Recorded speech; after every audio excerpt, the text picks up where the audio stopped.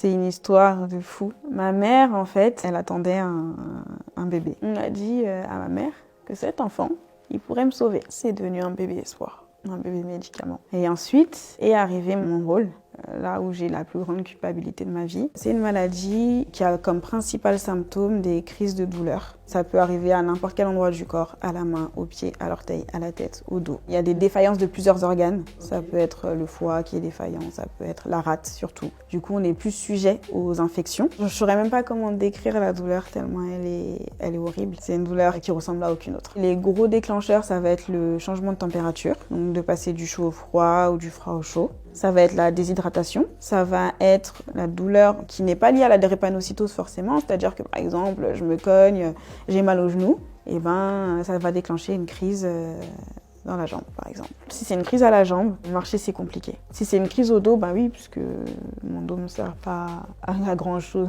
au niveau de la marche. Après, tout dépend de l'intensité de la douleur, c'est-à-dire que je peux avoir tellement mal au dos que je vais être prostrée dans mon lit et ne plus bouger. J'ai fait une crise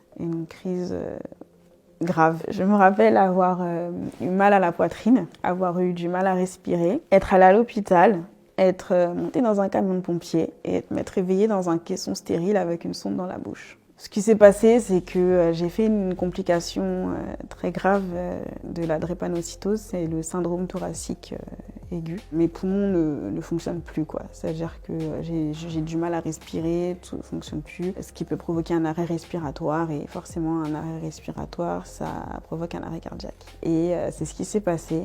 Donc je suis partie quelques secondes, quelques minutes, et puis on m'a récupérée. J'ai dû avoir un échange transfusionnel et on a dû me vider de tout mon sang et me re-remplir. Donc j'étais en caisson stérile, je pouvais ni parler, je pouvais rien faire. J'ai juste le souvenir de cette sonde dans la bouche qui me gênait, qui me nourrissait en fait. C'était une sonde gastrique. Après avoir frôlé la mort, après avoir tout ça, il y a eu un clivage en fait entre la maladie et moi, et je me suis rendu compte que j'étais malade. C'est un truc tout bête. Une année en CM1, on devait partir en classe de neige. Jusqu'à maintenant, moi, j'étais pas au courant de mes limites au niveau de la maladie. On prépare le voyage. Et là, il y avait mon rendez-vous mensuel avec le médecin qui me suivait à l'époque. Ils m'ont pris tous les trois, mes deux parents et le médecin. Ils m'ont fait asseoir et ils m'ont dit Flavie, la classe de neige, ça sera pas pour toi. Et je comprenais pas. Elle me dit oui, mais tu ne peux pas monter au plus de 1400 mètres et rien que le chalet, en fait, il dépasse la limite et tu ne pourras pas skier. C'est un truc tout bête, mais à partir de ce moment-là, j'ai été en colère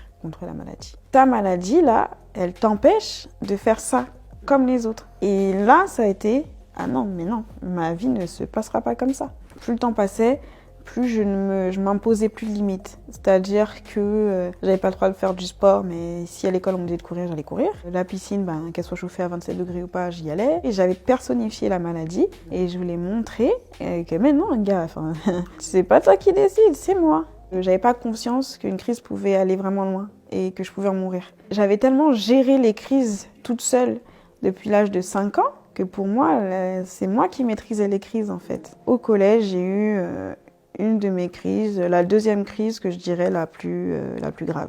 Dans le sens où j'ai été paralysée des deux jambes. J'ai fait une crise juste avant Noël, c'était chez mes parents. Et on devait aller la passer chez ma tante qui habitait en région parisienne aussi. Et impossible de marcher. Impossible, de jambes paralysées. Mes parents m'ont traité comme ils me traitaient d'habitude. Et d'habitude, ça allait en fait. Même pour moi, à ce moment-là, je me suis pas inquiétée. Mais c'est vrai que j'avais mal en fait. J'avais très mal et j'étais vraiment paralysée. Et du coup, je pense qu'ils n'ont pas réalisé tout de suite que j'étais paralysée, donc on continuait de vivre. Ma mère est obligée de me laver, me porter dans les toilettes. Tellement que la deuxième nuit où ça a commencé, ils me portaient plus dans les toilettes, tout le monde sortait et je faisais pipi dans le salon. On me lavait dans le salon et ça devenait une normalité. Et quand j'ai raconté ça aux médecins, ils ont dit mais il fallait venir. C'est très grave là, ça aurait pu très mal finir. Et ma mère a dit mais moi je pensais que c'était une des crises d'habitude. J'avais pas compris que c'était une crise qui avait été grave. Donc le médecin a compris parce que vu qu'on gérait tout à la maison d'habitude, je pouvais rester chez moi très longtemps en étant en crise et sans me soucier que ça se trouve là, j'étais en anémie sévère, qu'il y avait un de mes organes qui ne fonctionnait plus, qu'il aurait fallu me transfuser. Mais en fait, je m'en foutais. J'ai eu ma mère en exemple en fait, qui était malade. Ma mère, je l'ai vue être une héroïne avec la maladie. Je l'ai vue faire tellement de choses, s'occuper de nous en étant malade. Elle me racontait qu'elle aussi, quand elle était au collège, elle voulait tellement pas manquer les cours qu'elle allait avec un manche à balai quand elle avait mal aux jambes pour s'appuyer comme une béquille. Quand on a une mère comme ça, est-ce que toi, tu peux t'apitoyer sur ton sort? Tu peux pas. Et ce qui a fait aussi que je n'en ai plus parlé, c'est quand j'ai perdu mon pilier, en fait. J'ai perdu ma mère, j'ai perdu mon modèle, j'ai perdu la moitié de ma vie, en fait. La cause du décès n'est pas en rapport avec la maladie, mais l'histoire est en rapport avec ma maladie et tout à fait en rapport avec moi. Ma mère, en fait, elle attendait un bébé. C'est une histoire de fou. Elle voulait pas d'un dernier bébé. Ma mère, elle avait 43 ans. Elle a été avortée. Quand elle a été avortée, ils se sont trompés, lui ont fait une échographie. Et ensuite est arrivé mon rôle, là où j'ai la plus grande culpabilité de ma vie. On a dit à ma mère que cet enfant, il pourrait me sauver. Que ce bébé, si elle le gardait, il pourrait me faire un don de cordon et que je serais plus malade. Donc, elle a décidé de garder l'enfant. Elle l'aurait pas fait si j'avais pas été là.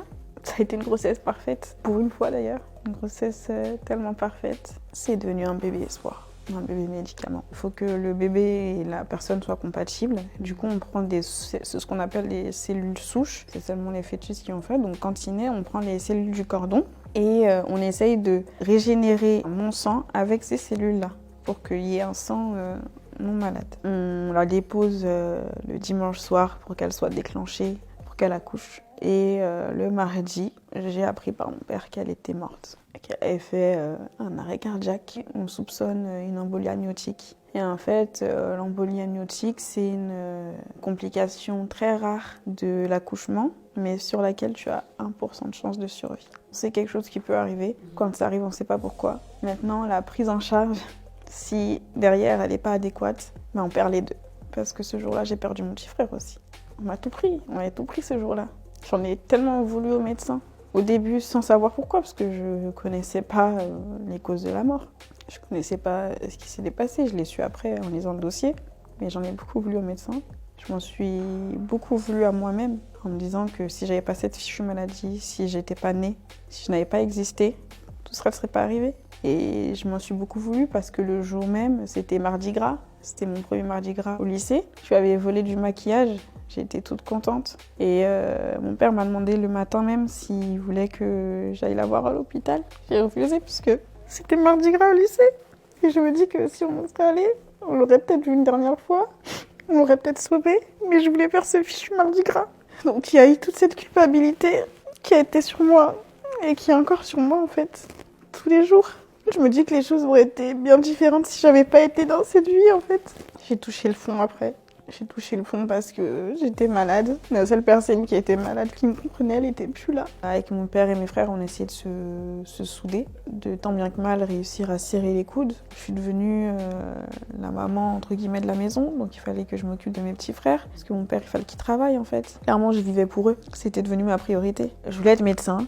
Ma mère avait connu cette ambition de moi quand elle est vivante, c'était de médecin. Elle m'a toujours poussée à faire quelque chose de grand en fait, malgré la maladie. Parce qu'il faut savoir que la maladie, en dehors de m'empêcher de faire du ski, elle peut être très handicapante en fonction du métier que je choisis, puisque je peux pas faire d'efforts physiques prolongés, je peux pas rester debout longtemps, voilà, je peux pas porter de charges lourdes. Au fur et à mesure, il y a plein de choses qui se limitent. Mais à côté de ça, je présente le concours de sage-femme. Parce que mon père a le dossier médical de ma mère et qu'elle est morte quand elle allait accoucher et qu'au fond de moi, en fait, je voulais savoir ce qui s'était passé. Je voulais pouvoir comprendre. Je voulais lire le dossier de ma mère. Et donc, j'ai raté une deuxième fois le concours de médecine et j'ai eu celui de sage-femme. Même si j'étais contente d'avoir un métier, d'apprendre un métier du médical, tout ça, je ne m'étais pas remise de ne pas avoir eu médecine et je me laissais vivre, tout simplement. Et à ce moment-là, c'est là quand je disais que j'avais pas encore touché le fond. Et là, je l'avais touché parce que j'avais raté médecine en fait. J'avais raté tout ce pourquoi je travaillais depuis tout ce temps. Je pense que c'est à ce moment-là que j'ai sombré dans une grande dépression où je me suis enfermée pendant une semaine sans manger. Je sortais pas. Mon père, tous les jours, je disais que je voulais mourir. Le pauvre, il en a vécu des choses avec moi. Après, la drépano me laissait plus tranquille. J'ai enchaîné les hospitalisations. Il n'y a pas une année où j'ai pas été hospitalisée. Je faisais des crises. J'allais pas bien, en fait. Une des années pendant que j'étais sage-femme, on a découvert que j'avais de l'endométriose. On me prenait pour une folle, c'est-à-dire que moi, j'avais des règles douloureuses. Et j'allais voir les médecins et ils me disaient c'est dans votre tête, c'est dans votre tête. Jusqu'à ce qu'un jour, je découvre un médecin, un gynéco hyper sympa. On découvre que j'ai de l'endométriose. Ensuite, je pars en vacances, je reviens, j'ai de la fièvre, 41, je délire. J'ai des ganglions qui apparaissent. Et là, on me fait une biopsie et on découvre, on me dit, soit c'est un cancer, soit c'est la tuberculose. À ce moment-là, je me dis, allez, encore moi. Et d'un côté, le cancer, je priais au fond. C'était le cancer, j'allais mourir. Ça y est, j'aurai ce que je veux. Parce que pour moi, le suicide, je pouvais pas faire ça à mon père et mes frères. Par contre, si un jour je meurs accidentellement, c'est pas moi qui ai voulu, c'est la vie. Et en fait, non, c'était une maladie de Kikuchi Fujimoto qui crée des ganglions et de la fièvre et qui peut se transformer en lupus. Quand je vois que j'ai pas une ni deux, mais 3 maladies, ça crée de l'énervement, mais ça me fait rire. Parce que je me dis, c'est quand même incroyable que j'ai 3 maladies chroniques. 3 maladies qui ne se voient pas. 3 maladies qui au quotidien m'empêchent de faire ce que je veux. Et j'en ris, je me dis, mais quelle chance j'ai. C'est quoi le message derrière tout ça? J'arrive pas à comprendre. Et en soi, plus il m'arrive des choses comme ça, plus en fait maintenant j'en rigole parce que je sais plus comment réagir. Mais au quotidien, c'est des douleurs chroniques quand même. Et en fait, ce que je savais pas, c'est qu'au même moment, mon frère ne s'était jamais remis de la mort de ma mère. Il allait pas bien du tout et ça fait qu'il a été dans une détresse psychologique extrême.